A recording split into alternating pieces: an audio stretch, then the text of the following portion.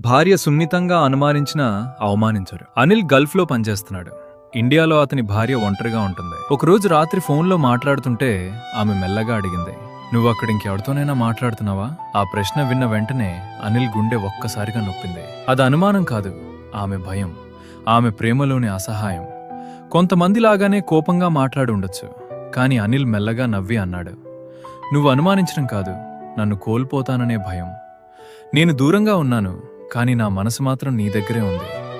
నీ పేరు చెప్పకుండా నేను ఒక్కరోజు కూడా గడపలేను. నీకు భయం వస్తే నన్ను ప్రశ్నించు, కానీ ఎప్పుడూ నిన్ను నువ్వు బాధ పెట్టుకోకు." అది విన్న ఆమె మౌనంగా ఏడ్చింది. ఆ కన్నీళ్లు బాధవి కాదు, ఆశ్వాసం, ప్రేమ, నమ్మకం. ఎందుకంటే ఆమెకు అర్థమైంది, తన హృదయాన్ని అతను ఎంత జాగ్రత్తగా కాపాడుతున్నాడో. ఇలాంటి ప్రేమను అర్థం చేసుకునే భర్తలు ఇంకా ఉన్నారని అనుకుంటే కమెంట్లో చెప్పండి.